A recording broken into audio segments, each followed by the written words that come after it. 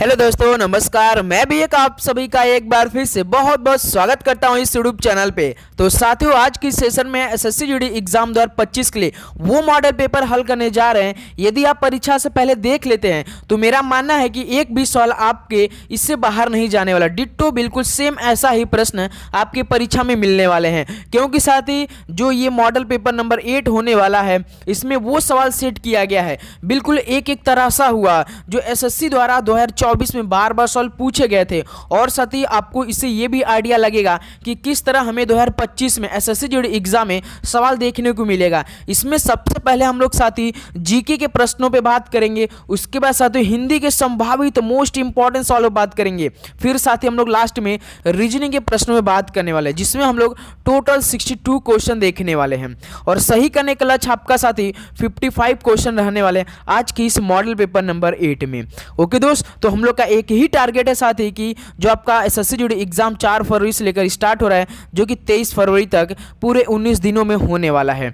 Okay दोस्त, तो चलिए इस मॉडल पेपर नंबर 8 को हल करते हैं और आपको आइडिया भी लग जाएगा किस तरह के हमें सवाल देखने को मिलेगा एसएससी जीडी एग्जाम 2025 में आने वाले साथी एग्जामों में। और डेली क्लास की टाइमिंग हमारी अब साथ देखिए सुबह 8 बजे और शाम को 6 PM पे रहेगी। ओके, और डिस्क्रिप्शन बॉक्स अपना टेलीग्राम ग्रुप दिया, आप जरूर जाके ज्वाइन कीजिए। अब डेली का डेली आपको पीडीएफ भी साथी वहां मिलने वाला है। तो चलिए दोस्तों, आज का पहला प्रश्न देखते हैं और अपना जवाब देना शुरू कीजिए।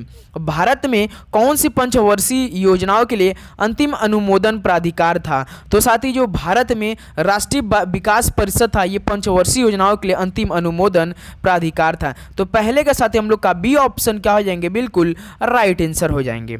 ओके दोस्त, चलिए नेक्स्ट नंबर देखिए, क्वेश्चन नंबर 2 क्या दिया है। आरबीआई का निम्नलिखित में से कौन सा मौद्रिक साधन प्रकृति में गुणात्मक है? तो आरबीआई के कौन सा मौद्रिक साधन प्रकृति में गुणात्मक है? तो भाई नैतिक अनुनय है। तो ऑप्शन ए यहाँ से क्या हो जाएगा आपका, बिल्कुल राइट आंसर हो जाएंगे। ओके दोस्त, चलिए नेक्स्ट नंबर देखिए, क्वेश्चन नंबर 3 क्या दिया है मेरे भाई। एक बार साथी आप इस स्लाइड को बताइएगा, क्या ऐसे में आपको बहुत बेस्ट दिखाई दे रहा है? वैसे हम दूसरा जब स्लाइड ले रहे थे तो काफ़ी आप लोगों का कमेंट आ रहा था, सर दूसरा स्लाइड चेंज कीजिए। तभी से आज से एक नया स्लाइड पे अब आपकी क्लास चलेगी लगातार। अर्जुन पुरस्कार किस वर्ष शुरू हुआ था? तो साथी यदि हम बात कर लेते हैं अर्जुन पुरस्कार की, कब स्टार्ट हुआ था ये, तो आपका 1961 में स्टार्ट हुआ था। यानी ऑप्शन आपका यहाँ से सी क्या हो जाएगा, बिल्कुल राइट आंसर हो जाएंगे। ओके, चलिए नेक्स्ट नंबर देखिए, क्वेश्चन नंबर 4 क्या दिया है। ग्रीष्म ऋतु के दौरान पश्चिम बंगाल क्षेत्र में गरज के साथ होने वाली भारी वर्षा की घटना क्या कहलाती है? तो भाई ग्रीष्म ऋतु के दौरान जो पश्चिम बंगाल क्षेत्र में गरज के साथ होने वाली भारी वर्षा की घटना होती है उसे साथ ही काल बैसाखी कहते हैं। तो काल बैसाखी कहलाती है। तो बी ऑप्शन क्या हो जाएंगे, बिल्कुल राइट आंसर हो जाएंगे। ओके, चलिए नेक्स्ट नंबर देखिए, क्वेश्चन नंबर 5 क्या दिया है। सुमांग लीला उत्सव निम्नलिखित में से किस राज्य से संबंधित है?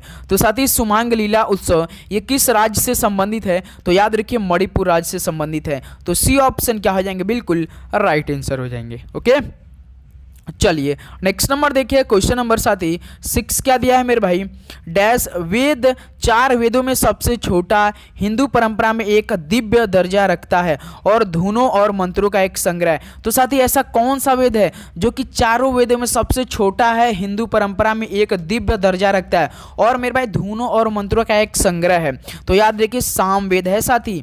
याद रखिए डी ऑप्शन क्या हो जाएंगे, बिल्कुल राइट आंसर हो जाएंगे। तो साथी एक सवाल आप हमें कमेंट बॉक्स में बताएंगे कि सबसे पुराना वेद कौन सा है? 4 वेदों में साथी सबसे पुराना वेद है अथर्ववेद, यजुर्वेद, ऋग्वेद, सामवेद। इन चारों वेदों में सबसे पुराना वेद कौन सा? कमेंट बॉक्स में आप लोग राइट आंसर दीजिए। क्वेश्चन नंबर देखिए 7 क्या दिया। भारत में आपातकाल की घोषणा केवल ही कर सकता है तो कौन कर सकता है? तो भारत में आपातकाल की घोषणा केवल साथी हमारे देश के राष्ट्रपति साहब ही कर सकते हैं। तो डी ऑप्शन यहाँ से क्या हो जाएंगे आपका, बिल्कुल राइट आंसर होने वाले हैं। ओके दोस्त, चलिए नेक्स्ट नंबर देखिए, क्वेश्चन नंबर 8 क्या दिया है। तो साथी यदि आप पूरा प्रश्न हल कर लेते हैं तो यकीन मानिए आपको बिल्कुल सेम ऐसा ही प्रश्न देखने को मिल सकता है पेपर में, क्योंकि एसएससी के द्वारा ही सारा बनाया हुआ प्रश्न है ये होने वाला आपका। देखिए 1877 में यानी 1877 में वायसराय लिट्टन ने किसको भारत की महारानी के रूप में स्वीकार करने के लिए एक दरबार का आयोजन किया। तो भाई 1877 में वायसराय लिट्टन ने साथ ही महारानी विक्टोरिया को भारत की महारानी के रूप में स्वीकार करने के लिए एक दरबार का आयोजन किया था। याद रखिए, ऐसे सवाल पूछेगा आपके पेपर में कि वायसराय लिट्टन ने विक्टोरिया महारानी को जो भारत की मतलब के रूप में स्वीकार करने के लिए दरबार का आयोजन किस वर्ष किया था, तो 1877 में किया था। याद रखिए साथियों, इस सवाल का सी ऑप्शन क्या हो जाएंगे, बिल्कुल राइट आंसर हो जाएंगे। चलिए अगला सवाल देखिए, क्वेश्चन नंबर 9 क्या दिया है, एक से अधिक कोशिकाओं से बने जीवों को आप क्या कहते हैं। तो एक से अधिक कोशिकाओं से बने जीवों को आप क्या कहते हैं, तो भाई साहब बहुकोशिकीय कहते हैं। तो यहाँ से बी ऑप्शन क्या हो जाएंगे, बिल्कुल राइट आंसर होने वाले हैं। ओके, चलिए नेक्स्ट नंबर देखिए, क्वेश्चन नंबर साथी 10 क्या दिया है, भारत के संविधान के कौन सा भाग भारत के सर्वोच्च न्यायालय की शक्तियों और कार्यप्रणाली से संबंधित है। तो भारत के संविधान का कौन सा भाग भारत के सर्वोच्च न्यायालय की शक्तियों और कार्यप्रणाली से संबंधित है, तो साथ ही भाग 5 में है। तो यहाँ से ए ऑप्शन क्या हो जाएंगे आपके, बिल्कुल राइट आंसर हो जाएंगे। ओके दोस्त, उम्मीद करूंगा आपको हर एक क्वेश्चन काफी अच्छे समझ रहे होंगे और आप एक क्वेश्चन को याद करेंगे, क्योंकि भाई देखिए जीडी एग्जाम मुश्किल से 1 महीना बाकी, 1 महीना मान के चलिए। ओके, देखिए भमा कल्पम शास्त्रीय नृत्य नाटिका किस भारतीय शास्त्रीय नृत्य शैली से संबंधित है। तो भाई भमा कल्पम शास्त्रीय नृत्य नाटिका किस भारतीय शास्त्रीय नृत्य शैली से संबंधित है, तो याद रखिए कुचिपुड़ी से संबंधित है। 11 का साथी बी ऑप्शन क्या आ जाएंगे आपका, बिल्कुल राइट आंसर हो जाएंगे। ओके, चलिए अगला सवाल देखिए, क्वेश्चन नंबर 12 क्या दिया है, मैक्सिको के बैले फोकलोरिको के लिए कोरियोग्राफी के लिए स्वर्ण पदक किससे मिला। तो भाई मैक्सिको के बैले फोकलोरिको के लिए जो कोरियोग्राफी के लिए स्वर्ण पदक मिला था वो साथी मृणालिनी साराभाई को मिला था। किसे साथी, मृणालिनी साराभाई को। डी ऑप्शन क्या आ जाएंगे, बिल्कुल राइट आंसर हो जाएंगे। चलिए नेक्स्ट नंबर देखिए, क्वेश्चन नंबर 13 क्या दिया है, वयस्क साक्षरता दर की गणना करते समय किस आयु और उससे अधिक आयु के लोगों को शामिल किया जाता है। तो वयस्क साक्षरता दर की गणना करते समय साथी जो आपके कितने वर्ष के बच्चों के लिए जो कि उससे अधिक आयु के लोगों को शामिल किया जाता है, तो मेरे भाई ये आपका टोटल बात करते हैं तो 15 वर्ष के। तो ऑप्शन यहाँ से बी बिल्कुल राइट आंसर, जो 15 वर्ष से अधिक आयु के लोग होते हैं इसमें साथ ही वयस्क साक्षरता दर की करते समय इस 15 वर्ष के बच्चों को क्या किया जाता है, इसमें शामिल किया जाता है, याद रखेंगे। चलिए अगला सवाल देखिए, क्वेश्चन नंबर 14 क्या दिया है, निम्नलिखित में से कौन सा प्रमुख गेहूं उत्पादक राज्य नहीं है। तो भाई इनमें से पहले देखिए कौन सा प्रमुख गेहूं उत्पादक राज्य है। तो इनमें से देखिए पंजाब में काफ़ी अधिकतर होता है, अपने उत्तर प्रदेश में भी होता है, हरियाणा में होता है, लेकिन तो गोवा स्टेट में नहीं होता, गोवा राज्य में नहीं होता है। तो यहाँ से ए ऑप्शन क्या हो जाएंगे, बिल्कुल राइट आंसर हो जाएंगे। उतना नहीं होता लेकिन कुछ ना कुछ होता है, लेकिन साथ ही प्रमुख के मामले में ये पंजाब, उत्तर प्रदेश और हरियाणा जो कि मेन है साथी गेहूं उत्पादन के लिए। क्वेश्चन नंबर 15 देखिए, 2018 में कुचिपुड़ी में संगीत नाटक अकादमी पुरस्कार किसने जीता। तो 2018 में इस तरह के सवाल साथी याद रखिए, एसएससी का नंबर भाई फेवरेट सवाल रहता है, मोस्ट बार बार ये सवाल पूछ देते हैं। तो 2018 में कुचिपुड़ी में संगीत नाटक अकादमी पुरस्कार किसने जीता था। तो पशुमर्थी रामलिंगा शास्त्री ने जीता था, पशुमर्थी रामलिंगा शास्त्री। ऑप्शन ए यहाँ से क्या आ जाएगा आपका, बिल्कुल राइट आंसर हो जाएंगे। चलिए साथी अगला सवाल देखिए, क्वेश्चन नंबर 16 क्या दिया है, कृत्रिम उर्वरकों के अत्यधिक उपयोग से निम्न परिणाम होते हैं। तो कृत्रिम उर्वरकों के अत्यधिक उपयोग से निम्न परिणाम होते हैं, तो साथ ही मृदा निम्नकरणीय परिणाम होते हैं। तो यहाँ से डी ऑप्शन क्या हो जाएंगे आपके, बिल्कुल राइट आंसर हो जाएंगे। ओके, चलिए नेक्स्ट नंबर देखिए, क्वेश्चन नंबर साथी 17 क्या दिया है, प्राचीन काल में किस नदी के दक्षिण का क्षेत्र मगध के नाम से जाना जाता था। तो प्राचीन काल में साथी हम बात कर लेते जो गंगा नदी है ना, इसके दक्षिण का क्षेत्र मगध के नाम से जाना जाता था। तो 17 का ए ऑप्शन क्या हो जाएंगे, बिल्कुल राइट आंसर हो जाएंगे। चलिए अगला सवाल देखिए, क्वेश्चन नंबर 18 क्या दिया है, देखिए शीतकालीन वर्षा की कुल मात्रा को दिए गए स्थानीय नाम की पहचान कीजिए। चलिए साथी शीतकालीन वर्षा की कुल मात्रा को दिए गए स्थानीय नाम की पहचान कीजिए। ताहिती, काल वैशाखी, महावत या लू। तो साथी इसमें कौन सा जो शीतकालीन वर्षा कुल मात्रा के लिए स्थानीय नाम, तो भाई महावत है। तो याद रखिए ऑप्शन सी क्या हो जाएंगे, बिल्कुल राइट आंसर हो जाएंगे। उम्मीद करूंगा दोस्तों आपको हर एक क्वेश्चन काफ़ी अच्छे समझ में आ रहे होंगे। भाई आप एक एक क्वेश्चन आप काफ़ी अच्छे तरीके से याद करके एनालिसिस करके अपने मनो मस्तिष्क में बैठा रहे होंगे, क्योंकि भाई देखिए एसएससी जीडी एग्जाम आपका 4 फरवरी से स्टार्ट होगा, जिसमें 39,481 पोस्ट पे एग्जाम होने वाले। ऑलरेडी 53.8 लाख फॉर्म अप्लाई हो चुका है। इसको मान लीजिए साथियों अप्रॉक्स आप मानिए कि 54 लाख, तो समझ सकते हैं एक सीट बदे साथी आपको कितनी लड़ाई लड़नी पड़ेगी। ओके दोस्त, तो भारतीय संविधान में कितनी अनुसूचियां हैं, तो साथ ही टोटल 12 अनुसूचियां हैं। वर्तमान की बात कर लेते हैं तो 19 का ए ऑप्शन क्या हो जाएंगे, बिल्कुल राइट आंसर हो जाएंगे। चलिए अगला सवाल देखिए, क्वेश्चन नंबर 12 क्या दिया है, राष्ट्रीय कृषि और ग्रामीण विकास बैंक यानी नाबार्ड पूर्ण रूप से ये किसके स्वामित्व में है, तो राष्ट्रीय कृषि और ग्रामीण विकास बैंक यानी नाबार्ड पूर्ण रूप से साथ ही ये भारत सरकार के स्वामित्व में है। तो यहाँ से डी ऑप्शन क्या हो जाएंगे आपके, बिल्कुल राइट आंसर हो जाएंगे। ओके चलिए नेक्स्ट नंबर देखिए, क्वेश्चन नंबर 21 क्या दिया है, स्वतंत्रता के बाद 1952 में भारत के लिए पहला व्यक्तिगत ओलंपिक पदक किसने जीता था, तो भाई साहब जो स्वतंत्रता के बाद 1952 में भारत के लिए पहला व्यक्तिगत ओलंपिक पदक जीता था वो खसाबा जाधव जीता थी। साथी कौन, खसाबा जाधव ने जीता था। तो ऑप्शन ए यहाँ से क्या हो जाएंगे, बिल्कुल राइट आंसर हो जाएंगे।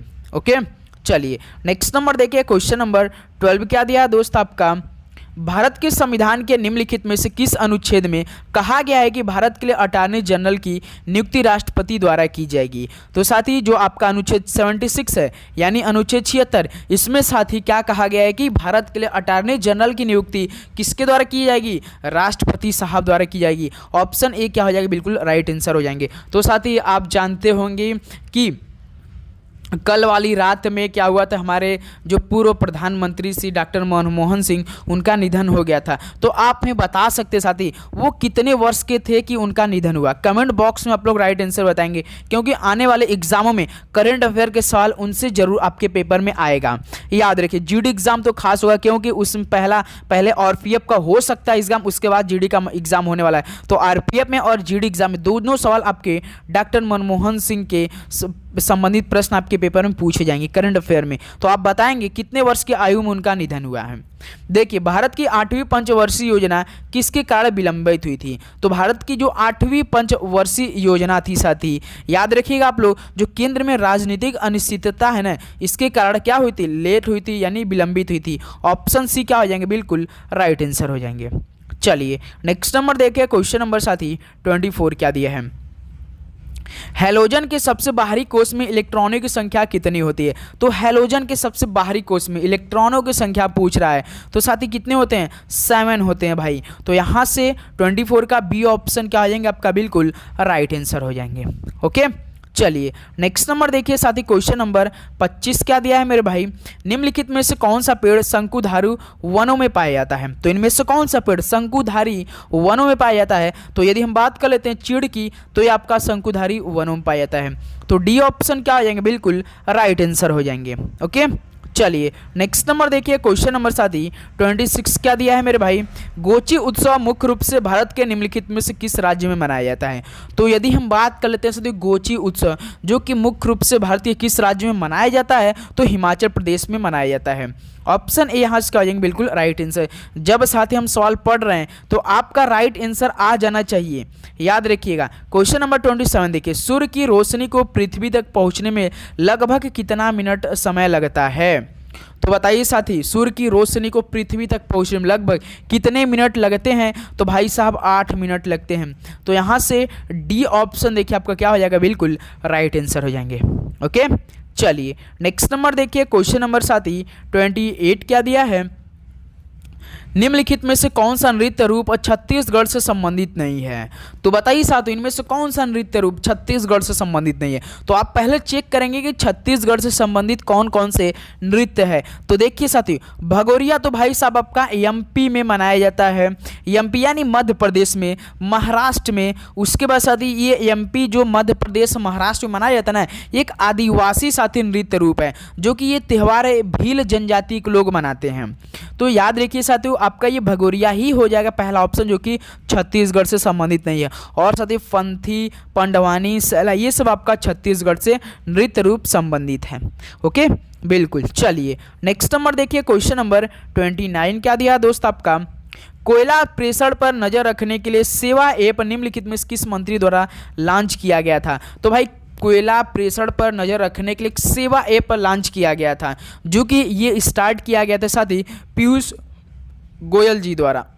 तो सी ऑप्शन क्या हो जाएंगे यहाँ से आपका बिल्कुल राइट आंसर हो जाएंगे। चलिए अगला सवाल बताइए साथी, क्वेश्चन नंबर 30, निम्नलिखित में से कौन सा वेद सबसे पुराना है। तो भाई हमने सवाल आपसे पूछा है कि आप सबसे पुराना वेद चारों वेदों में से, चलिए ये भी सवाल आपके लिए होमवर्क में कमेंट बॉक्स में आप लोग इस सवाल का राइट आंसर हमें बताएंगे साथी कि निम्नलिखित में से कौन सा वेद सबसे पुराना वेद है। सामवेद है, ऋग्वेद है, अथर्ववेद है, यजुर्वेद है। कमेंट बॉक्स में इस सवाल का राइट आंसर दीजिए। ओके चलिए नेक्स्ट नंबर देखिए साथी, क्वेश्चन नंबर 31 क्या दिया है, किसको 5वीं पंचवर्षीय योजना के दौरान पेश किया गया था। तो बताइए साथियों किसको 5वीं पंचवर्षीय योजना, तो 5वीं पंचवर्षीय योजना के टाइम पीरियड कब से कब तक था, तो 1974 से लेकर साथ ही 78 के बीच 5वीं पंचवर्षीय योजना के टाइम पीरियड थी। इसमें फोकस किस पर सा था थी, जो कि रोजगार पे, गरीबी पर, न्याय पे और आपका कपड़ा पे, इस पे साथ ही अधिक फोकस था। रोजगार और क्या था, न्याय के मामले में, गरीबी के मामले में, इस पर सबसे अधिक फोकस था 5वीं पंचवर्षीय योजना, जो कि 1974 से 1978 के बीच में था। तो साथ ही इसके दौरान क्या पेश किया गया था भाई साहब, याद रखिए न्यूनतम आवश्यकता कार्यक्रम को 5वीं पंचवर्षीय योजना में पेश किया गया था। ऑप्शन ए यहाँ से क्या हो जाएगा आपका बिल्कुल राइट आंसर हो जाएंगे। चलिए अगला सवाल देखिए, क्वेश्चन नंबर 32 क्या दिया है, देखिए साथियों MSME का पूर्ण रूप सूक्ष्म और उद्यम है। तो भाई MSME का फुल फॉर्म मतलब क्या होता है, माइक्रो स्मॉल। क्या साथियों, M से आपका माइक्रो, फिर S से आपका स्मॉल, माइक्रो स्मॉल एंड साथी मीडियम, फिर मीडियम, फिर उसके बाद इंटरप्राइजेज, इंटरप्राइजेज होता है साथी, याद रखिए आप लोग, micro small and medium enterprise हो जाएगा। MSME जिसमें पूर्ण सूक्ष्म और साथ ही मध्यम आकार उद्यम है हिंदी में साथी। तो ऑप्शन ए यहाँ से क्या आ जाएगा आपका बिल्कुल राइट आंसर। इंग्लिश में अब याद रखिए micro small and medium enterprises. Okay चलिए नेक्स्ट नंबर देखिए, क्वेश्चन नंबर 33 क्या दिया है, निम्नलिखित में से कौन BCCI के पहले अध्यक्ष थे। तो भाई BCCI के पहले अध्यक्ष बताइए कौन थे। तो याद रखिए RE ग्रांट गोवन थे। ऑप्शन ए आपका RE ग्रांट गोवन बिल्कुल राइट आंसर हो जाएंगे। ओके चलिए नेक्स्ट नंबर देखिए, क्वेश्चन नंबर 34 क्या दिया है, राउतनाच, पंथी और सुआ निम्नलिखित में से किस राज्य की प्रसिद्ध नृत्य शैलियाँ है। तो साथी राउतनाच, पंथी और सुआ ये किस राज्य की प्रसिद्ध नृत्य शैलियाँ है। तो भाई साहब आप लोग याद रखिएगा ये आपका छत्तीसगढ़ राज्य का है। तो सी ऑप्शन क्या हो जाएंगे बिल्कुल राइट आंसर हो जाएंगे। ओके चलिए नेक्स्ट नंबर देखिए, क्वेश्चन नंबर साथी 35 क्या दिया है, अटल पेंशन योजना यानी APY के तहत ग्राहक की आयु कितने वर्ष के बीच होनी चाहिए। तो यदि हम साथी अटल पेंशन योजना की बात कर लेते हैं कि इसमें जो ग्राहक आयु कितने वर्ष के बीच होनी चाहिए, तो 18 से साथी 40 वर्ष के बीच होनी चाहिए। तो 35 का ए ऑप्शन यहाँ से क्या हो जाएंगे आपका बिल्कुल राइट आंसर हो जाएंगे। ओके चलिए नेक्स्ट नंबर देखिए, क्वेश्चन नंबर 36 क्या दिया है, ज्वालामुखी से पृथ्वी की सतह पर निकलने वाला मैग्मा क्या कहलाता है। ज्वालामुखी से जो साथी पृथ्वी की सतह पर निकलने वाला मैग्मा वो क्या कहलाता है। तो भाई लावा कहलाता है। याद रखिए मोस्ट इंपॉर्टेंट और एक्सपेक्टेड शॉर्ट आने वाले एग्जामों में होने वाला है, खासकर SSC GD में। ओके चलिए और लास्ट में आप अपना स्कोर जरूर बताएंगे कि आपका साथी कितना स्कोर बना आज के इस सेशन से। किस संवैधानिक संशोधन ने मौलिक कर्तव्यों की शुरुआत की। तो किस संवैधानिक संशोधन ने मौलिक कर्तव्यों की शुरुआत की। तो याद रखिए दोस्तों 42वें संविधान संशोधन में डी ऑप्शन क्या हो जाएगा आपका बिल्कुल राइट आंसर हो जाएंगे। चलिए नेक्स्ट नंबर देखिए साथी, क्वेश्चन नंबर 38 क्या दिया है साथी आपका 38 देखिए, किसको 2015 में MN सुब्रमण्यन एंडामेंट पुरस्कार द म्यूजिक अकादमी मद्रास से सम्मानित किया गया था। तो भाई बताइए किसको 2015 में MN सुब्रमण्यम एंडामेंट पुरस्कार द म्यूजिक अकादमी मद्रास से सम्मानित किया गया था। तो साथ ही याद रखिए अलारमेल वल्ली को 2050 में सम्मानित किया गया था। डी ऑप्शन क्या हो जाएंगे बिल्कुल राइट आंसर हो जाएंगे। चलिए नेक्स्ट नंबर देखिए, क्वेश्चन नंबर 39 क्या दिया है। पर्युषण पर्व का उत्सव जैनियों के दिगंबर संप्रदाय द्वारा ये कितने दिनों के लिए आयोजित किया जाता है। तो साथ ही जो पर्युषण है पर्व है, जो कि इसका उत्सव जैनियों के दिगंबर संप्रदाय द्वारा ये आयोजित किया जाता है, जो कि टोटल साथियों 10 दिनों के लिए मनाया जाता है। 10 दिन तक साथियों और कौन सा त्यौहार मनाया जाता है, जो कि 1 से लेकर 10 दिसंबर तक मनाया जाता है, जिसे त्योहारों का त्यौहार भी बोलते हैं साथी। वो कौन है आपका हॉर्नबिल त्यौहार है। किस स्टेट में मनाया जाता है, ये नागालैंड राज्य में मनाया जाता है। तो इस सवाल का डी ऑप्शन क्या हो रहा है आपका, बिल्कुल राइट आंसर हो जाएंगे। चलिए नेक्स्ट नंबर देखिए साथी, क्वेश्चन नंबर आपका 40 क्या दिया है। पूना समझौता के परिणाम स्वरूप हरिजन सेवक संघ की स्थापना कब हुई। तो पूना समझौता के परिणाम स्वरूप हरिजन सेवक संघ की स्थापना कब हुई थी, तो साथी 1932 में हुई थी। बी ऑप्शन क्या हो जाएंगे आपका, बिल्कुल राइट आंसर हो जाएंगे। ओके चलिए नेक्स्ट नंबर देखिए साथी, क्वेश्चन नंबर 41 क्या दिया है मेरे भाई। एशियाई खेल 2018 के समापन समारोह के लिए भारत के लिए ध्वजवाहक कौन थे। तो एशियाई खेल 2018 के समापन समारोह के लिए भारत के ध्वजवाहक कौन थे। तो साथी याद रखिएगा रानी रामपाल थी। कौन सी साथी, रानी रामपाल थी, जो एशिया खेल 2018 हुआ था। इसके समापन समारोह में भारत के लिए ध्वजवाहक कौन थे, तो रानी रामपाल। डी ऑप्शन क्या हो जाएंगे आपका, बिल्कुल राइट आंसर हो जाएंगे। चलिए अगला सवाल देखिए साथी, क्वेश्चन नंबर 42 बताएंगे, फटाफट बताएंगे कि 2011 में निम्नलिखित में से किस केंद्र शासित प्रदेश में साक्षरता दर सबसे अधिक दर्ज की गई थी। काफ़ी इजी सवाल, लेकिन तो केंद्र शासित की बात करा है। तो साथी यदि हम ऐसे बात करते हैं कि 2011 में निम्नलिखित में से किस राज्य में सबसे अधिक साक्षरता दर दर्ज की गई थी 2011 में, तो साथी केरल स्टेट थी। और आपका वैसे केंद्र शासित यूनियन टेरिटरी की बात करें तो साथी लक्षद्वीप स्टेट था। डी ऑप्शन क्या हो जाएंगे, बिल्कुल राइट आंसर हो जाएंगे। चलिए नेक्स्ट नंबर देखिए साथी, क्वेश्चन नंबर 43 क्या दिया है। पत्ती कोशिका में आपको प्लास्टिड कहाँ मिलेंगे। तो भाई पत्ती कोशिका में आपको प्लास्टिड कहाँ पर मिलेंगे, तो याद रखिए कोशिका द्रव्य में मिलेंगे। तो 43 का बी ऑप्शन क्या हो जाएंगे, बिल्कुल राइट आंसर हो जाएंगे। ओके चलिए नेक्स्ट नंबर देखिए, क्वेश्चन नंबर 44 क्या दिया है। निम्नलिखित में से उन्मूलन का विलोम शब्द कौन सा है। अब हिंदी का सवाल आपको देखने को मिलेगा साथी, टॉपिक वाइज हिंदी का अब साथी सेशन लगेगा आपके लिए, क्योंकि 20 में से 20 का हम लोग का टारगेट रहेगा हिंदी में। यदि आप हिंदी पढ़ लेते हैं साथ ही प्रैक्टिस लगा लेते हैं तो 20 में से जो 15 क्वेश्चन करना रहता है, 5 क्वेश्चन तो साथ ही गद्य पद से आपके पेपर में देखने को मिलेगा। 15 क्वेश्चन में से 15 क्वेश्चन आप सही करके आएंगे भाई जीडी एग्जाम में। यदि आप अभी से भी प्रैक्टिस सेट लगा रहे हैं डेली, तब तो उन्मूलन का विलोम शब्द कौन सा हो जाएगा, ऑप्शन में जाइए देखिए। तो भाई उन्मूलन का रोपड़ हो जाएगा। डी ऑप्शन क्या हो जाएंगे, बिल्कुल राइट आंसर हो जाएंगे। चलिए नेक्स्ट नंबर देखिए, क्वेश्चन नंबर 45 क्या दिया है। निम्नांकित में पौवर्त्य का विलोमार्थी चुनिए। भाई पौवर्त्य का विलोमार्थी चुनिए, क्या हो जाएगा बताइए साथी। 45 का राइट आंसर तो याद रखिए पाश्चात्य हो जाएगा साथी। यहाँ से ऑप्शन आपका सी बिल्कुल राइट आंसर होने वाला है। ओके चलिए नेक्स्ट नंबर देखिए, क्वेश्चन नंबर 46 क्या दिया है। जंगल का पर्यायवाची शब्द क्या है। तो साथी जंगल का पर्यायवाची शब्द क्या होता है, तो याद रखिए जंगल का वन होता है मेरे भाई। ऑप्शन ए यहाँ से क्या हो जाएंगे आपका, बिल्कुल राइट आंसर हो जाएंगे। बिल्कुल उम्मीद करूंगा दोस्तों आप काफ़ी अच्छी तरीके से एक एक क्वेश्चन को ध्यान से देख रहे होंगे मेरे भाई, और जवाब भी साथ में देते चल रहे होंगे। दिया तले अंधेरा रेखांकित पद का पर्यायवाची नहीं है। तो दिया तले अंधेरा रेखांकित पद का पर्यायवाची नहीं, अंधेरा मतलब साथी इनका पर्यायवाची कौन नहीं है ये बताना आपको। तो देखिए अंधेरा का तम होता है साथी, तिमिर होता है, अंधकार होता है, लेकिन तमचर नहीं होता है। तो यहीं से आपका बी ऑप्शन क्या हो जाएंगे, बिल्कुल राइट आंसर हो जाएंगे। ओके चलिए नेक्स्ट नंबर देखिए, क्वेश्चन नंबर 48 क्या दिया है। द्रौपदी का पर्यायवाची नहीं है। तो बताइए इनमें से द्रौपदी का पर्यायवाची कौन है। द्रौपदी का पर्यायवाची देखिए साथियों आपका याज्ञसेनी होता है, सैरंध्री होता है, पंचाली लेकिन साथियों जो पंचालिका है ना, ये पंचालिका की जगह केवल क्या होता है, केवल पंचाली होता है। ये पंचाली द्रौपदी का ही पर्यायवाची होता है और कृष्ण, लेकिन यहाँ पे लिका लगा दे तो यहीं से क्या हो जाएगा साथी, यहीं पर्यायवाची आपका नहीं हो रहा है साथी। तो पंचालिका द्रौपदी का पर्यायवाची नहीं होता है, केवल पंचाली होता है। ध्यान देंगे सी ऑप्शन क्या हो जाएंगे, बिल्कुल राइट आंसर हो जाएंगे।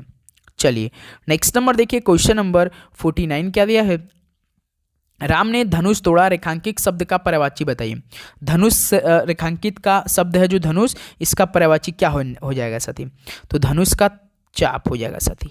डी ऑप्शन क्या हो जाएंगे, बिल्कुल राइट आंसर होने वाले हैं। ओके चलिए नेक्स्ट नंबर देखिए, क्वेश्चन नंबर साथी 50 क्या दिया है। अंगूठा दिखाना है, मुहावरे का सही अर्थ बताइए। अंगूठा दिखाना है यानी साथी समय पर क्या दे देना, धोखा दे देना भाई। अंगूठा दिखाना यानी समय पर धोखा देना है। तो यहाँ से देखिए बी ऑप्शन क्या हो जाएंगे, बिल्कुल राइट आंसर हो जाएंगे। ओके चलिए नेक्स्ट नंबर देखिए, क्वेश्चन नंबर साथी 51 क्या दिया है, न रहेगी बांस न बजेगी बांसुरी, लोकोक्ति का अर्थ क्या होगा। तो बताइए, न रहेगी बांस न बजेगी बांसुरी, लोकोक्ति का ऑप्शन पढ़ेंगे तुरंत इस सवाल का अपने आप आंसर निकल के आ जाएगा।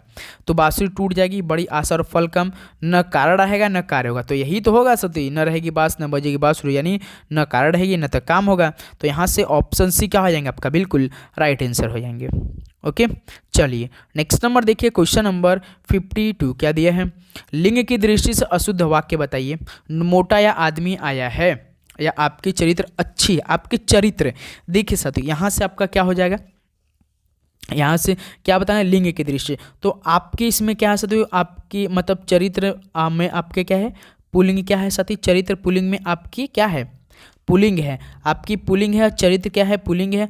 और आपका क्या हो जाएगा साथी, आपकी पुल्लिंग क्या हो जाएगा, आपका हो जाएगा। तो आपका इसका राइट शुद्ध होना चाहिए, क्या होना चाहिए, आपका चरित्र अच्छा, क्या होना चाहिए, अच्छा है, आपका चरित्र अच्छा है, यही साथ ही आपका हो जाएगा। तो यहीं पे क्या है, अशुद्ध वाक्य हो जाएगा। याद रखिए इसमें क्या क्या है, देखिए चरित्र इसमें क्या है, एक तो चरित्र इसमें आपका पुल्लिंग है, ओके, और आपकी जो पुल्लिंग होगा वो क्या होगा साथियों, आपका हो जाएगा। आप ये ध्यान देंगे, ओके। तो इसका जो राइट शुद्ध वाक्य होगा वो आपका ऐसे होगा, आपकी जगह आपका चरित्र अच्छा है, न कि अच्छी, आपका चरित्र अच्छा है। ओके चलिए नेक्स्ट नंबर देखिए, क्वेश्चन नंबर 53 क्या दिया है, निम्नलिखित विकल्पों में से शुद्ध वर्तनी शब्द का चयन कीजिए। दुर्वस्था, सभी देखिए दुर्वस्था लिखा है, तो दुर्वस्था कैसे लिखा जाता है, तो भाई सिंपल सा दुर्वस्था लिखा जाता है। कैसे दुर्वस्था लिखा जाता है, दूर व आधा स थ और आ की मात्रा, दुर्वस्था। देखिए ऑप्शन सी आपका बिल्कुल शुद्ध शब्द है, तो यहाँ से सी ऑप्शन क्या हो जाएंगे, बिल्कुल राइट आंसर हो जाएंगे। चलिए दोस्त नेक्स्ट नंबर देखिए, क्वेश्चन नंबर 54 क्या दिया है, निम्नलिखित में से अशुद्ध वर्तनी का चयन कीजिए। ललायत अशुद्ध, बहिरंग, स्वायत्व, कुमुदनी, कुमुदनी नहीं होता मेरे भाई, क्या होता है, कुमुदिनी होता है, कुमुदिनी होता है। याद रखिए द नहीं होता, दी होता है। तो यहीं साथ ही आपका डी ऑप्शन क्या हो जाएगा, अशुद्ध है, जो कि राइट है, कुमुदिनी। ओके चलिए नेक्स्ट नंबर देखिए दोस्त, क्वेश्चन नंबर 55 क्या दिया है, निम्नलिखित में से शुद्ध वर्तनी का चयन कीजिए। बृहद, ब्रह्म, भाग्यमान, माननीय। तो भाई माननीय बिल्कुल यहाँ से शुद्ध वर्तनी है, तो यहीं से डी ऑप्शन क्या आ जाएंगे आपका, बिल्कुल राइट आंसर होने वाला है। ओके चलिए नेक्स्ट नंबर देखिए, क्वेश्चन नंबर 56 क्या दिया दोस्त आपका, निम्नलिखित में से शुद्ध वर्तनी का चयन कीजिए। चैप्टर वाइज आपको मिलेगा साथ ही शुद्ध वर्तनी। आलोक तो बल्कि पहला ही राइट आंसर है। कावित नहीं, कावित छोटी की, आसामान नहीं, आसमान होता है, समुद्र नहीं, समुद्र होता है केवल। तो यहीं से आलोक आपका साथ क्या हो जाएगा, बिल्कुल राइट आंसर हो जाएंगे। ओके चलिए नेक्स्ट नंबर देखिए, क्वेश्चन नंबर 57। अब देखिए साथियों रीजनिंग के सवाल मिलेंगे आपको, बिल्कुल ध्यान से एक एक ऑप्शन को आप देखेंगे और हल करेंगे कैसे आया। रीजनिंग में 20 में से 20 आप एसएससी जीडी में कर सकते हैं, क्योंकि एक ही घंटा का पेपर होता है जिसमें से 20 क्वेश्चन जी के, 20 क्वेश्चन रीजनिंग साथ ही आपको हल करना पड़ता है। तो समझते सवाल किस तरह, बिल्कुल ऐसा ही क्वेश्चन। तो देखिए पहला 57 नंबर, एक कूट भाषा में इक्टोपिक को 71 और एडिफाई को 49 के रूप में लिखा जाता है, तो उस भाषा में इकोनॉमी को किस प्रकार लिखा जाएगा। चलिए इस सवाल को हल कीजिए। यदि साथी इस तरह का सवाल आपको हल करना, तो ए से जेड तक जो अल्फ़ाबेट है उसको मेरे भाई आपको काफ़ी अच्छी तरीके से याद करना पड़ेगा कि कौन सा अक्षर किस नंबर पे है ए से जेड में, और इसका अपोजिट क्या होगा, ये तो आपको मालूम होना चाहिए, तभी आप इस सवाल को हल कर पाएंगे। चलिए हम लिखते हैं साथी, देखिए एक टॉपिक पूछा है ना, तो पहले हम लोग साथी इसका कोड कर देते हैं। पहला का हम लोग करते हैं ई आपका एक बार लिख लेते हैं, ECTOPIC, एक टॉपिक को 71 लिखा है। तो कैसे लिखा होगा, पहले हम लोग इसको साथ ही कोड करेंगे। पहला नियम है कि कोड कर उसको जोड़ते हैं, देखते हैं जोड़ने पे कितना आ रहा है। उसके बाद यदि जोड़ने पर नहीं आएगा तो दूसरा हम लोग मेथड लगाएंगे। पहले हम इसका कोड करते हैं। ओके साथ ही कोड किया जाए तो ई आपका 5 होता है, सी आपका 3 होता है, टी आपका 20 होता है, ओ आपका 15 होता है, P आपका 16 होता है, I आपका 9 होता है, C आपका 3 होता है। अब इसको जोड़ा जाए साथी, देखिए 5 3 8, 8 20 28, 28 15 43, 43 और 16 आपका 59, 59 9 68, 68 और साथी 3 कितना होता है 71। इसका मतलब साथी क्या क्या है, सभी को कोड कर कर भाई जोड़ दिया है, ऐड कर दिया है, कुछ भी दिमाग नहीं लगाया है। जो एक टॉपिक लिखा है ना, सबका कोड करके सभी को जोड़ दिया है नंबरों को। तो यही आपका 71 तो आया, तो हम जोड़े तो हमारा भी 71 ही आया साथी। तो क्या आप समझे? अब हम दूसरा भी देख लेते हैं, क्या यही तो मेथड तो लगा है कि नहीं। दूसरा एडीफाई देखिए, एडीफाई EDAIFI देखिए, ई आपका 5 होता है, डी आपका 4 होता है, आई आपका 9 होता है, एफ आपका 6 होता है, वाई आपका 25 होता है ना। देखिए 5 4 9, 5 4 9 9 9 18, 18 और 6 24, 24 और 25 कितना हो, 24 दूनी 48, 1 49, जो कि साथी यही तो कोड किया है, 49 तो लिखा है। देखिए प्रश्न में 49 तो 85 को लिखा है, इसका मतलब सभी को कोड करके जोड़ दिए, कुछ भी हमने दिमाग नहीं लगाया इसमें साथी। ई का मान रखिए, डी का मान रखिए, आई का मान, एफ का मान, वाई का, उसका जोड़ दिए जो कि 49 आया। अब हमसे किसका पूछा है, तो हमसे इकोनॉमी का पूछा है ना। एक ध्यान से देखते रहिएगा, ECONOMY इकोनॉमी का हमसे साथी पूछा है। तो आप ध्यान दीजिए, ई का आपका 5 होता है, सी का आपका 3 होता है, ओ का आपका 15 होता है, एन आपका 14 होता है, ओ आपका 15 होता है, एम आपका 13 होता है, वाई आपका 25 होता है। चलिए जोड़िए साथी, 5 3 8, 8 और 15 23, 23 24 37, 37 15 52, 52 और 13 साथी आपका 65, 65 और 25 65 5 70 10 80 10 90। तो भाई सबको जोड़ने पे कितना रहा 90, जो कि ऑप्शन देखिए बी दे रखा है। तो हम लोग बी को लॉक करेंगे और हम लोग नेक्स्ट नंबर पे बढ़ेंगे। क्या आपको समझ में आया? बिल्कुल अच्छी तरीके से, बिल्कुल सही। हमने कुछ नहीं किया साथी, सिंपल सा सभी को कोड करके जोड़ दिया है। ओके चलिए नेक्स्ट नंबर देखिए साथी, क्वेश्चन नंबर आपका मेरे भाई 58 क्या दिया है। देखिए निम्नलिखित में से कौन संख्या दी गई श्रेणी में प्रश्न चिन्ह को प्रतिस्थापित करेगी। तो चलिए साथी 13 से 30, 30 से 47, 47 से क्वेश्चन मार्क, 81 98 115 132। चलिए दोस्त कीजिए, 13 से आपका 30, 30 से आपका 47। पहले इस नियम को लगाते हैं, इसी को समझिए। और साथ यदि हम आपको ऐसे ना समझ में आए तो ऐसे भी आप लोग कर सकते हैं, 81 98 उसके बाद 115 132। आप सदी यदि आपको दिमाग न काम करे तो आप क्या कर सकते हैं साथी, उल्टा भी कर सकते हैं भाई। 132 115 कैसे होगा, 132 में से क्या घटाए होंगे कि 115 आ गया होगा। सिंपल सा 32 में से क्या घटाएंगे कि 15 आ गया होगा। तो भाई 32 में से यदि आप 17 घटाएंगे तो कितना हो जाएगा, 15 हो जाएगा। फिर 15 में से 115 में से ऐसा क्या घटाएंगे कि 98 हो जाएगा, फिर -17 करेंगे। फिर यदि आप ऐसा क्या करें कि 98 में से 81 बन जाए तो क्या घटाएं 98 में से, तो -17 घटाइए। फिर 81 में से फिर ऐसा क्या घटाएं कि साथी हम लोग को क्या आना चाहिए। फिर इधर देखिए 13 से 30, इसका मतलब ये सीरीज बड़ा है। 13 में ऐसा क्या किया होगा कि 30 हो जाएगा, 13 में 17 को जोड़ा है साथी। फिर 30 से 47 कैसे होगा, इसमें भी +17 जोड़ा है। तो देखिए इसका मतलब क्या बड़ा है, +17 + 17 हो रहा है। तो फिर 17 में अब 47 में फिर 17 जोड़ेंगे, कितना आएगा आपका 64 आ जाएगा। तो क्वेश्चन मार्क जगह कितना हो जाएगा आपका 64 हो जाएगा साथी, यही आपका। फिर देखिए 64 से फिर 17 जोड़ी 81, 81 फिर 17 जोड़ी 98, 98 फिर 17 जोड़ी 115, 115 फिर 17 जोड़ी 132 आ जाएगा। तो यही साथी ऑप्शन आपका सी क्या हो जाएगा, बिल्कुल राइट आंसर हो जाएगा। ओके साथी बिल्कुल। चलिए अगला सवाल देखिए, क्वेश्चन नंबर 59 क्या दिया है। यदि ए का अर्थ घटाना है, बी का अर्थ भाग है, सी का अर्थ गुणा है और डी का अर्थ जोड़ना है तो निम्नलिखित व्यंजक का मान ज्ञात कीजिए। सिंपल सा साथी, जैसे देखिए सवाल कैसे हल करेंगे, जैसे देखिए 28A 80B 16C 5D और 21। तो सिंपल सा जो आप प्रश्न में देखे होंगे कि ए का मान आपका घटाना दिया है, बी का मान भाग दिया है और सी का मान गुणा दिया है और डी का मान जोड़ दिया। बस आपको रखना है और बॉडमस के नियम हल करना। चलिए साथी पहले आप लोग इस सवाल को पॉज कीजिए, पॉज कीजिए, रोकिए, उसके बाद हल कीजिए, उसके बाद अपना आंसर दीजिए। चलिए हल कीजिए। ओके चलिए अब हम हल करते हैं साथी। देखिए 28 फिर इसका ए का अर्थ क्या दिया, घटाना, तो ए की जगह हम घटाना रख दिए। फिर 80 हो गया। 80 के बाद देखिए बी है, बी का अर्थ क्या दिया, भाग दिया है, तो भाग हम लोग बी की जगह भाग रख दिए। फिर 16 है। 16 के बाद देखिए सर सी है, तो सी का अर्थ क्या दिया, सी का अर्थ गुड़ा है, तो सी की जगह हम लोग गुड़ा रख दिए। फिर इसके बाद कितना है, 5 है। 5 के बाद देखिए डी है, तो डी का अर्थ क्या दिया है, जोड़ दिया है, तो जोड़ रखते हैं, 21 रखते हैं। अब इसका बॉडमस के नियम लगाइए साथी। देखिए 16 25 80 बॉडमस के नियम में यदि ब्रैकेट ऑफ नहीं है तो पहले हम लोग डिवाइड, उसके बाद मल्टीप्लीकेशन, फिर उसके बाद एडिशन, उसके बाद सब्ट्रैक्शन। तो 28 इधर से -5 इंटू 5 और प्लस 21। देखिए 25 28 -25 प्लस 21, यही तो होगा ना साथी आपका। फिर कितना हो जाएगा, देखिए यहाँ पे -25 है और 21 है, 21 और 25 कितना होता है आपका, 21 और 28, ये देखिए 28 प्लस में है, तो 28 और 21 कितना हो जाएगा, 49 हो जाएगा। 49 में से यदि आप 25 को घटाएंगे तो कितना होगा आपका, 24 हो जाएगा। तो यहीं देखिए आंसर क्या आ जाएगा आपका, 24। ए ऑप्शन बिल्कुल राइट आंसर। कुछ नहीं किया सकते, बॉडमस का नियम हमने लगाया है। ओके दोस्त, बिल्कुल। चलिए अगला सवाल देखिए साथी, क्वेश्चन नंबर आपका मेरे भाई 60 क्या दिया है।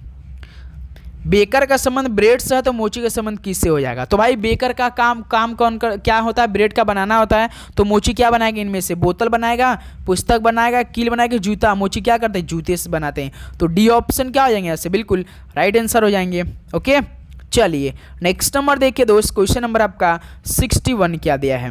नीचे दिए गए समीकरण को गणितीय रूप से सही बनाने के लिए किन दो चिन्हों को परस्पर बदला जाना चाहिए। डेली क्लास में हम ये सॉल्व कराते हैं साथी कि आपको ये सॉल्व ऑप्शन के द्वारा हल करना होता है। कैसे हल करना होता है, पहला ऑप्शन देखेंगे आप लोग, माइनस और प्लस, तो ये समीकरण देखिए दिया है प्रश्न में दिया रहेगा समीकरण, तो आपको माइनस की जगह प्लस, प्लस की जगह माइनस रखना पड़ेगा समीकरण में, और हल करने के बाद यही आंसर लाना पड़ेगा। यानी साथी LHS बराबर RHS होना चाहिए। जो आप समीकरण में ऑप्शन रखेंगे ना, वो यदि आंसर 48 आ गया, जिससे 48 लाना है, तो समझिए वो ऑप्शन सही रहेगा। तो कैसे हल करेंगे, तो पहला ऑप्शन हम लोग उठाते हैं, पहले माइनस और प्लस को आपस में चेंज करें, इस समीकरण में रखेंगे। देखिए 108 डिवाइडेड 27 गुड़ा है, उसके बाद 54 है, माइनस, देखिए माइनस और प्लस को चेंज करना, यानी माइनस की हम प्लस रखे। देखिए 54 के बाद साथ ही माइनस, तो हम लोग यहाँ देखिए प्लस रख दिए। फिर उसके बाद देखिए 40, फिर देखिए 40 के बाद प्लस है, तो प्लस की हम लोग माइनस रखेंगे, -34। अब हल कीजिए, तो भाई हल करेंगे अब कैसा हम लोग, तो 108 उसके बाद साथ ही डिवाइडेड आपका 27 है, तो भाई डिवाइड चला जाएगा, बट्टे में जाएगा, तो 27 दूना 54। ऐसे भी हो सकता है यदि हम साथी इसको ऐसे न कल के मान लीजिए कट नहीं रहा है, तो 108/27 तो कर सकते हैं मेरे भाई, उसका 54 ऐसे तो कर सकते हैं कि नहीं, आप बताइए। बिल्कुल कर सकते हैं। तो 27 दूना 54 इधर हो जाएगा, तो 108 दूना कितना होता है, 216 हो जाएगा। 216 प्लस 40 256, 256 में से साथी 34 निकालेंगे, 222 आएगा। तो साथी हमें तो भाई केवल 48 लाना है, तो पहला ऑप्शन तो नहीं लग रहा है कि होगा। अब तो पहला ऑप्शन नहीं होगा, क्योंकि हमें सिंपल सा 48 ही आंसर लाना है।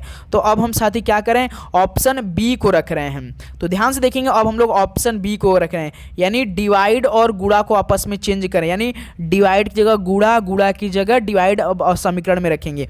ओके ध्यान से आप लोग देखिए, तो देखिए 108 यहाँ डिवाइड है, तो डिवाइड की जगह हम लोग गुणा रख देते हैं, गुणा 27। उसका कितना है, देखिए 27 का गुणा है यहाँ पे, देखिए तो यहाँ पे हम लोग भाग रखेंगे, भाग कितना है 54 है साथी। फिर उसका देखिए -40, उसके बाद +34, यही है। अब हल किया जाए बॉडमस के नियम से, पहले हम लोग बॉडमस के नियम में डिवाइड करेंगे। 108 इंटू देखिए 27 और 54 भाग जाएगा, नहीं तो इसको भी बट्टे में करना पड़ता है, ऐसे नहीं जाएगा तो बट्टे में, अगर डायरेक्ट कटेगा तो डायरेक्ट काट सकते, नहीं तो बट्टे में। फिर माइनस आपका 40 प्लस आपका साथी 34। तो देखिए भाई 27 से कम 27, 27 दूना 54 इधर आया। फिर इधर 2 से 108 में काटेंगे तो कितना, 2 25 10, 2 चौक 54। देखिए 54 - 40 + 34, यदि हम डायरेक्ट हल करते हैं तो देखिए ये प्लस में 54 और प्लस आपका 34 है, जोड़िए 54 + 34 कितना हो जाएगा आपका 88 हो जाएगा। 88 में से -40 घटाइए कितना हो जाएगा 48 हो जाएगा। 48 का ऑप्शन आया है, बिल्कुल यही तो लाना है भाई, भुला गए 48 तो हमें लाना था, जो कि 48 आ गया। तो इसका मतलब साथी ऑप्शन बी रखने से हमारा समीकरण बिल्कुल गणितीय रूप से सही हुआ। क्या आप लोग समझे साथी, कोई दिक्कत बिल्कुल नहीं सर जी, कोई दिक्कत नहीं, बिल्कुल। चलिए दोस्त, अगला सवाल देखिए। एक सवाल आपके लिए रीजनिंग का होमवर्क है। ये सवाल साथी HW आपके लिए कि निम्नलिखित में से कौन सी संख्या दी गई श्रेणी में प्रश्न चिन्ह को प्रतिस्थापित करेगी? 7 से 36, 36 से 66, क्वेश्चन मार्क 129 162। चलिए, इस सवाल का आप लोग राइट आंसर हमें कमेंट बॉक्स में बताएंगे। ओके, ऑप्शन भी आपका ये दे रखा है। ओके दोस्त, उम्मीद करूंगा इस सवाल का जवाब आप लोग हमें बिल्कुल सही तरीके से बताएंगे। ओके दोस्त, तो चलिए दोस्त, अब इस मॉडल पेपर को यहीं पे समाप्त करते हैं। अब आपकी बारी कि आपका इन 62 क्वेश्चनों में से कितना स्कोर बना, पूरी ईमानदारी से बताएंगे, क्योंकि लगातार आपके लिए क्लासेस चल रही साथियों। एग्जाम भी काफ़ी पास आ चुका है, नया साल भी आ रहा है, तो नया साल में एक दिन दोहर पढ़ाई होगी नहीं, तो भाई आपको मतलब कि पढ़ाई से दूर नहीं जाना, देखते रहना है। क्लास उस दिन में आपको चलेगी, लगातार क्लास चलेगी, क्योंकि फोकस है इस बार हमें SSC GD क्रैक करना है। ओके दोस्त, चलिए दोस्तों, मिलते हैं साथ ही एक और नए मॉडल पेपर में। तो चैनल पे नए तो सब्सक्राइब करके नोटिफिकेशन जरूर ऑन करें, और कोई भी आपका डाउट हो तो आप हमसे कमेंट बॉक्स में पूछ सकते हैं। ओके दोस्त, तो चलिए मिलते हैं नेक्स्ट सेशन में। सभी को जय हिंद, वंदे मातरम, पढ़ाई करते रहिए। ऑल द वेरी बेस्ट, आपका दिन मंगलमय हो।